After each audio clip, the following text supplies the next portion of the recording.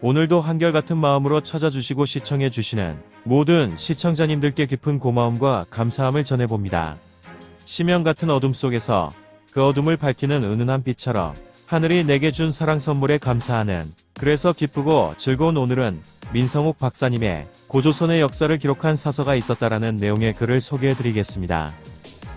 고조선의 역사를 기록한 사서가 있었다. 단군과 고조선 관련해서 대개 당대의 역사를 기록한 사서가 없다고들 한다. 그래서 신환이 사환이 운운한다. 그렇다면 과연 당대 기록이 없었는가?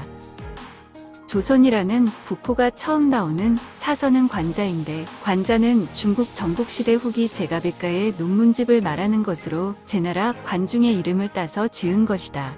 단군이 처음 나오는 국내 사서로는 우리가 잘 아는 삼국유사가 있다.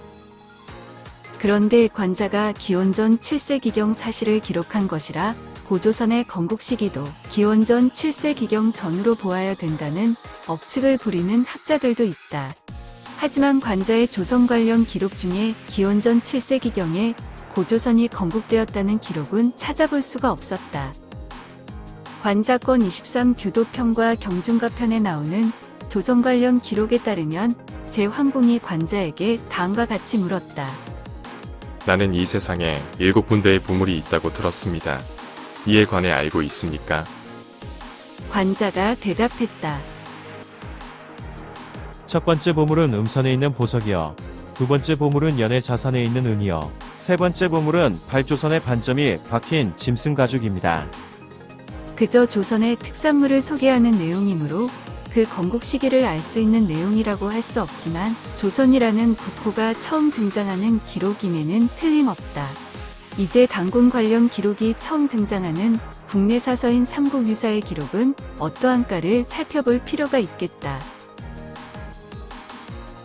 삼국유사권 제1기제일 고조선 왕검조선에 나오는 단군 관련 기록에 따르면 위서에 이르기를 지금으로부터 2000여 년 전에 단군 왕이 있어 아사달의 도읍을 정하였다. 경에는 무협산이라 하고 또한 백악이라고도 하니 백주의 땅에 있다. 혹은 개성의 동쪽에 있다고 하니 지금의 백악궁이 그것이다. 나라를 개창하여 조선이라 했으니 고와 같은 시대이다. 여기서 고는 고려 정종의 회인요를 피하기 위해 고자를 쓴 것이다. 그 외에도 단군 및 고조선 관련 기록이 남아있는 것은 산해경 등과 같은 중국 사서와 삼국사기, 삼국유사 등과 같은 국내 사서로 구성되어 있다. 삼국사기는 그야말로 고구려, 백제, 신라 등 삼국의 역사서이다. 언뜻 보기에는 단군과 고조선 관련 기록이 전혀 없는 것처럼 보인다. 하지만 모든 역사서가 그렇듯이 행간과 자간을 통해 읽을 수 있다. 사실 기록 이면에는 숨은 뜻이 있다. 그것까지 읽어낼 수 있다면 역사서를 올바르게 이해하는 데 도움이 될 것이다. 만약 그렇게 삼국사기를 읽으면 곳곳에 단군과 고조선의 흔적이 남아있음을 알 수 있다. 대표적인 기록이 고구려 봄기 동천왕 21년주의 기록으로 21년 봄 2월에 왕이 환도성으로 전란을 겪고 다시 도읍으로 삼을 수 없다고 하여 평양성을 쌓고 백성과 종묘와 사직을 옮겼다. 평양은 본래 선인 왕검의 땅이다. 다른 기록에는 왕이 왕엄에 가서 도읍하였다고 하였다. 여기서 평양은 오늘날 평양과는 다르다. 그동안의 연구 결과에 따르면 고조선의 도읍지인 아사달과 연관이 있고 아사달의 아사는 고대어로 넓다는 뜻을 갖고 있다. 그래서 아사달은 평양이 되는 것이다. 고조선의 도읍지인 아사달과 고구려, 동천왕이 천도한 평양은 같은 곳을 의미하고 있다고 보아야 할 것이다. 고구려 공기권 제20영령왕 21년 기록에 따르면 11년 봄 정월에 사신을 수에 들여보내 조공하였다. 대학 박사 이문진에게 명하여 옛 역사를 요약하여 신집 5권을 만들었다. 나라 초기에 처음으로 문자를 사용할 때 어떤 사람이 사실을 100권으로 기록하여 이름을 유기라 하였는데 이에 이르러 깎고 고친 것이다. 사서의 편차는 새로운 시대를 의미한다. 중국 대륙을 통일한 수나라가 막 등장했던 시기이고 강력한 제국인 수나라와 맞서기 위해서는 고구려는 내부 결속이 반드시 필요했었다. 그래서 나온 것이 신집 5권으로 고구려 이전의 역사인 고조선의 역사를 요약 정리하고자 했던 것이다. 여기서 유기는 오래된 기록으로 과거와 현재 그리고 미래를 이어주는 역사서라는 뜻을 갖고 있어 고조선과 고조선 이후 부여와 고구려로 이어지는 여러 나라의 성장 과정도 함께 수록되어 있었음을 짐작해야 한다. 환단고기 단군세기에는 3세 단군 갸륵에 대한 기록이 있다. 기록에 따르면 3세 단군인 갸륵 단군이 신지 고굴에게 명하여 배달유기를 편수하게 했다. 고 적혀 있다. 어쩌면 이렇게 정리해 볼 수 있겠다. 배달유기는 고조선 이전의 역사인 배달국의 역사서이고 유기는 고조선과 고조선의 정통을 계승한 고구려의 역사서인 것이다.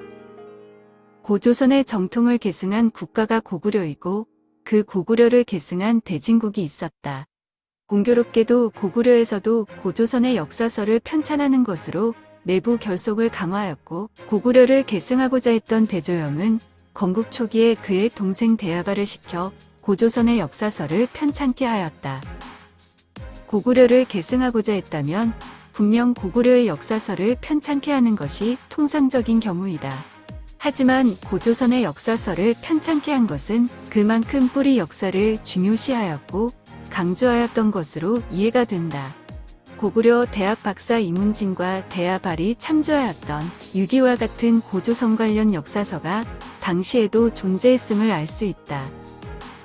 중국에 사기가 있었다면 우리나라에는 유기가 있었다고 할 수 있다. 고조선의 정통 역사서인 유기는 고구려가 멸망하면서 대다수가 없어졌고 일부만 대진국으로 넘어가 단기고사를 편찬하게 되는 계기가 되었다. 따라서 고조선 당대의 역사서가 없었던 것이 아니고 존재했지만 고조선을 계승한 고구려와 대진국이 멸망하면서 함께 없어진 것으로 볼 수 있는 것이다.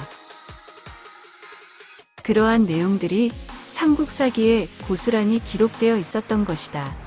단군 및 고조선과 관련된 기록들이 많이 소실되고 없어진 것은 사실이지만 그렇다고 전혀 없었던 것은 아니다.